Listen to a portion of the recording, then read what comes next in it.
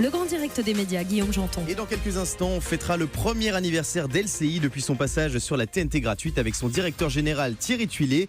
Mais pour l'heure, place au décryptage média de notre expert Jérôme Ivanichenko. Hier soir, vous avez suivi le grand débat organisé par les chaînes info BFM TV et CNews. Un débat qui n'a pas forcément éclairé les électeurs. Oui, c'est le moins qu'on puisse dire. Il régnait hier soir une certaine cacophonie. C'était un peu attendu. C'était l'écueil d'une telle confrontation entre tous les candidats qualifiés pour l'élection présidentielle. Pourtant, tout avait été fait pour éviter ce brouhaha. Les règles étaient strictes. Le format des questions, d'abord, elles commençaient toutes par « Comment ?», un format qui invitait en théorie à formuler des réponses claires, concises, des réponses limitées à 1 minute 30 pour chaque candidat. Mais il fallait de la discipline et mis à part Jean-Luc Mélenchon, tous ne l'ont pas respecté. Libération à cette formule amusante. Ce matin, on avait un peu l'impression de voir une équipe de foot dans laquelle la quasi-totalité des joueurs voudraient jouer au poste d'attaquant. C'est un peu vrai. Alors forcément, des déséquilibres se sont rapidement créés, et notamment autour du temps de parole. Et malgré la vigilance quasi obsessionnelle de Ruth Elkrief et Laurence Ferrari, certains candidats s'en sont plaints, comme Benoît Hamon. Écoutez. Madame Elkrief, Madame Ferrari, soit on fait respecter la police des débats. Madame Le Pen est à 17 minutes 43. Soit on respecte la police des débats et vous faites votre travail, nous on fait le nôtre, mais vous faites votre travail là. Vous aurez la parole. Oui, non, mais c'est pas d'avoir ma parole. Moi j'aurai la parole. Mais 17-43 pour Madame Le Pen, ça suffit.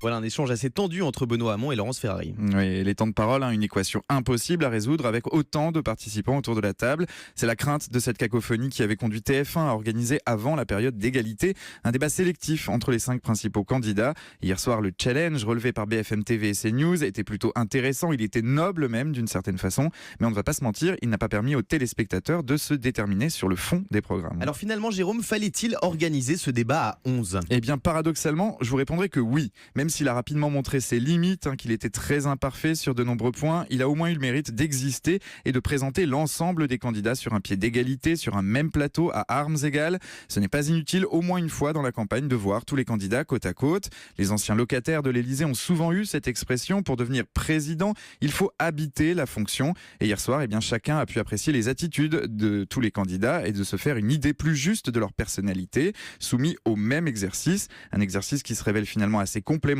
dans cette campagne. En revanche, reste la question de la légitimité de reproduire ce schéma une deuxième fois. Vous le savez, France 2 veut aussi montrer une confrontation de ce type le 20 avril prochain, 48 heures avant le premier tour. Certains, comme Jean-Luc Mélenchon et Emmanuel Macron, y sont opposés. D'autres, comme Nicolas Dupont-Aignan, y sont favorables. Il a d'ailleurs tenu à le rappeler hier soir. J'aimerais que tous les candidats sur ce plateau s'engagent devant les Français ce soir à ce que nous puissions nous retrouver sur France Télévisions. Parce que les Français, ils ont le droit à ce beau débat. Et d'ailleurs, on nous avait dit que ça ne serait pas possible de débattre à 11. Je trouve que le débat est de bonne qualité. Et vous m'avez un peu déçu, Jean-Luc Mélenchon, parce que j'aime votre caractère d'habitude. Mais je regrette que vous ne vouliez pas participer à ce débat. C'est pas le Les sujet. Français ont le droit.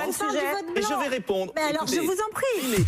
Alors cet appel du candidat de Debout la France, il est resté sans suite. Pas sûr que le bilan de ce premier débat ne pousse les candidats à changer d'avis. Merci beaucoup Jérôme. Rendez-vous donc le 20 avril prochain pour le 3e et dernier débat des candidats avant le premier tour. Une soirée qui s'annonce d'ores et déjà mouvementée.